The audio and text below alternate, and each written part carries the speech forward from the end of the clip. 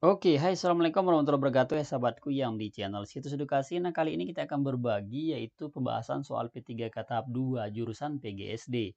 Ini yang part 2-nya teman-teman ya, yang part 1 sudah kita bahas dan sekarang kita lanjut ke soal yang ke nomor 11. Nah buat teman-teman yang belum tahu nih gimana sih cara mendapatkan file versi terbaru, itu caranya kami akan bagi nanti di tengah-tengah video. Oleh karena itu jangan sampai teman-teman tidak subscribe dan hidupin loncengnya. Karena subscribe dan like itu gratis teman-teman ya.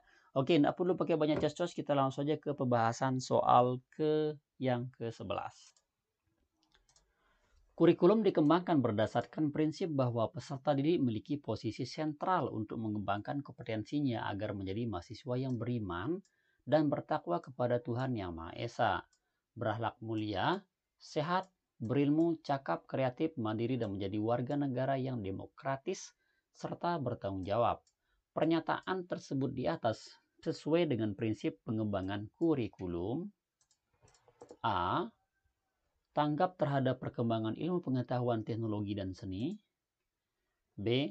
Relevan dengan kebutuhan kehidupan. C. Menyeluruh dan berkesinambungan. D. Beragam dan terpadu. Oke, yang mana jawabannya? Pertanyaannya adalah bagaimana prinsip pengembangan kurikulum terhadap pernyataan yang sudah kita bacain tadi ini. Apakah A, B, C, atau D? Oke, kita lihat dan teks jawabannya adalah yaitu D. Beragam dan terpadu, teman-teman ya. Artinya jadi peserta didik itu dia mendapatkan semua tujuan dari kurikulum itu sendiri. Mulai dari dia beriman kepada Yang Maha Kuasa, dia berakhlak, sehat, cakap, kreatif, mandiri, dan tentu menjadi warga yang demokratis teman-teman ya. Jadi itu beragam dan terpadu. Jelas ya? Oke, next. Kalau sudah jelas kita lanjut ke soal nomor 12. Upaya guru dalam memberikan kesempatan kepada siswa untuk merefleksikan pengalaman belajar yang telah dialami yang paling optimal adalah dengan cara A. Guru memberikan tes atau pekerjaan rumah setiap akhir pembelajaran. B. Guru menggunakan pertanyaan terarah maupun pernyataan bersifat penelusuran saat pembelajaran berlangsung. C. Guru mewawancarai tiap siswa dengan capaian dan masalah belajar yang dihadapi siswa dalam belajar. D. Guru menugaskan siswa untuk menuliskan kesulitan siswa dalam belajar. Yuk teman-teman ya, ini upaya guru biar kita bisa merefleksikan peserta didik itu maunya kayak gimana sih biar pembelajaran itu optimal. Apakah A, B, C, D, atau semuanya benar? Oke, kita langsung jawab. Jawaban yang paling tepat adalah yaitu B. Guru menggunakan pertanyaan terarah maupun pertanyaan bersifat penelusuran saat pembelajaran berlangsung. Karena ini yang paling efektif teman-teman ya. Kalau misalkan kayak ini, yang nomor C ini kan membutuhkan banyak waktu. Nggak mungkin dong semua siswa itu ditanya berhadapan, kan menghabiskan banyak pelajaran. Apalagi yang ini juga kadang-kadang ini juga tidak efektif teman-teman ya, karena menugaskan kesulitan-kesulitannya. Jadi itu juga menghabiskan banyak waktu. Jadi yang tepat jawabannya adalah yaitu B teman-teman. Oke, kita next lanjut ke soal berikutnya, yaitu ke soal nomor 13. Upaya merancang pengayaan bagi peserta didik yang mencapai ketuntasan belajar optimal tampak dalam kegiatan guru sebagai berikut. A. Memberikan tambahan materi berupa sumber ajar dari pengarang yang berbeda. B. Memberikan tes tambahan dengan tingkat kesulitan yang lebih tinggi. C. Memberikan tambahan sumber bacaan tambah yang lebih mendalam dan tingkat variasi yang tinggi berikut instrumen tesnya yang sesuai. Dan D. Memberikan tambahan materi berupa sumber ajar dari penerbit yang berbeda. Nah teman-teman ya, ini upaya merancang pengayaan peserta didik itu mencapai ketuntasan itu dampak kegiatan guru sebagai berikut itu kayak gimana? Teman-teman jawabannya yang mana nih? Apakah yang A, yang B, yang C, atau yang D? Oke, kita lihat dan cek. Jawaban yang paling tepat adalah yaitu C. memberikan tambahan sumber bacaan, tambahan yang lebih mendalam dan tingkat variasi tinggi. Dan itu instrumen tesnya yang sesuai teman-teman ya. Ini merupakan salah satu upaya merancang pengayaan biar siswa itu dapat mencapai ketuntasan belajarnya secara maksimal. Oke, jelas teman-teman ya. Next, kita lanjut ke soal nomor 14. Yang dimaksud dengan penilaian adalah A. Mengumpulkan dan mengelola informasi untuk mengukur pencapaian hasil belajar peserta didik. B. Proses yang dilakukan untuk mengambil keputusan berdasarkan evaluasi. C. Membandingkan hasil pengamatan dengan suatu kriteria. Dan D. Proses interaksi antara peserta didik dan pendidik. Oke teman-teman ya. Yang dimaksud dengan penilaian itu apa? Apakah A, B, C, atau D? Silakan buat teman-teman yang sering ngajar, yang sering jadi guru PGSD, saya rasa ini juga tahu ya, karena kita juga sama-sama guru di PGSD. Oke, kita bacain jawaban yang paling tepat adalah yaitu A. Mengumpulkan dan pengolahan informasi untuk pengukuran dan pencapaian hasil belajar peserta didik. Inilah yang dimaksud dengan penilaian, teman ya. Jadi kita mengumpulkan nih, kemudian mengolah informasi, lalu mengukur pencapaian hasil peserta didik, apakah dia sudah mencapai KKM atau belum. Kalau dia belum, harus kita melakukan sebuah remedial atau sejenisnya teman-teman ya. Oke, kira-kira seperti itu. Next, kita lanjut ke soal nomor 15. Bentuk penilaian yang menghendaki peserta didik menampilkan sikap menggunakan pengetahuan yang diperoleh dalam pembelajaran melaksanakan tugas disebut penilaian. A. Pre-test. B. Post-test. C. Autentik. D. Non-autentik. Yuk teman-teman ya. Yang mana nih jawabannya nih? Yang paling cocok apakah yang A, B, C, D atau yang semuanya? Oke, kita lihat dan cek. Jawaban yang tepat adalah yaitu D, C teman-teman ya. Autentik. Nah ini yang disebut dengan penilaian yang tugaskan untuk autentik. Yang C. Nah, ketika kita ingin menghendaki peserta didik itu menampilkan sikapnya, sikap pengetahuannya dalam memperoleh pelajaran, itu kita harus melakukan tugas penilaian disebut dengan tugas penilaian autentik, teman-teman ya. Oke, itu dia. Siap, lanjut kita ke soal nomor 16. Tapi sebelum kita lanjut ke sana, teman-teman ya, silakan buat Anda yang ingin mendapatkan file aslinya, file lengkapnya, versi lengkapnya untuk tahap 2 ini, silakan jangan lupa untuk tekan subscribe sekarang di video ini dan hidupin loncengnya, teman-teman ya, biar tahu update informasi datang tentang P3K ini. Kemudian like juga video ini. Dan sudah kami siapin juga untuk teman yang mau simulasi tes P3K tahap 2, sudah kami siapin yang jurusan PGSD nih. Sudah tersedia di link deskripsi video ini. Tinggal login, tinggal daftar, maka sudah bisa menikmati simulasi dan tryout aslinya. Oke, next kita lanjut ke soal nomor berikut. Pendidik melakukan penilaian kompetensi sikap melalui operasional penilaian diri, penilaian teman sejawat, atau peer evaluation istilahnya, oleh peserta didik.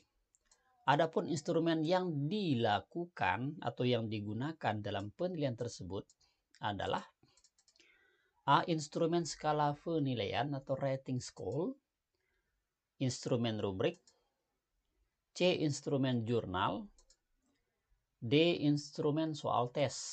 Yuk teman-teman ya, yang mana ini jawabannya? Apakah yang A, B, C, atau D? Terkait instrumen yang digunakan. Oke, kita langsung aja jawab. Jawaban yang paling tepat adalah yaitu A. Skala penilaian, teman-teman ya. Nah, sehingga itu yang menyebabkan kita tahu nih bahwa ketika kita peer evaluation atau teman sejawat, penilaian observasinya, sikap perilaku kompetensinya itu, tentu kita harus menggunakan instrumen skala penilaian atau rating scale, teman-teman ya. Rating scale namanya, itu skala penilaiannya itu. Apakah dia sudah sudah melalui observasi, sudah sesuai dengan yang kita harapkan, sesuai dengan tujuan pembelajaran itu, sudah ngerti apa enggak, itu dengan penilaian yaitu rating scale. Oke, jelas ya. Next, kita lanjut ke soal nomor 17. Lingkup penilaian hasil belajar mencakup kompetensi beberapa kompetensi, yaitu A. Kompetensi spiritual dan kompetensi sikap. B. KI dan KD. C. Kompetensi sikap spiritual, kompetensi sikap sosial, keterampilan, dan kompetensi pengetahuan. D. Kompetensi sikap sosial. Ini yang ditanyain adalah lingkup penilaian hasil belajar mencakup kompetensi beberapa. Nah, itu apakah yang A, B, C, atau D? Oke, kita lihat dan cek jawaban yang paling tepat adalah dalam kompetensi penilaian ini, yaitu kita menggunakan itu kompetensi C, kompetensi sikap spiritual. Karena dalam kurikulum 2013 tentu harus ada yang komponen ini teman-teman ya. Ada KI-nya, ada KD-nya, ada pengetahuannya, ada keterampilannya. Jadi harus ada KI-KD itu dalam kompetensi sikap, pengetahuan, dan kompetensi keterampilannya itu. Dan lalu ada spiritual, sosial, dan sekarang kan sudah ada, harus ada kewarganegaraan teman-teman ya, untuk yang guru penggeraknya. Oke, seperti itu. Next, kita lanjut ke soal nomor 18. Aspek yang dinilai dalam pembelajaran matematika sebagai berikut, kecuali A. Pemahaman konsep, B. Menggunakan grafik, C. Melakukan prosedur, D. Pemecahan masalah dan sikap. Oke, yang mana jawabannya teman-teman untuk soal nomor 18 ini? Oke, kita lihat dan cek jawaban yang paling tepat adalah yaitu D. Pemecahan masalah dan sikap. Jadi inilah aspek pada dasarnya yang bukan diterapkan dalam pembelajaran matematika itu teman-teman ya. Pemecahan masalah dan sikap. Nah, jadi teman-teman ketika peserta diri itu melanjutkan pelajaran matematika, kita yang guru SD itu harus melakukan yaitu pemahaman konsepnya dulu, menggunakan grafik, dan melakukan prosedurnya. Ini yang ditanya adalah kecualinya teman-teman ya. Jadi yang D.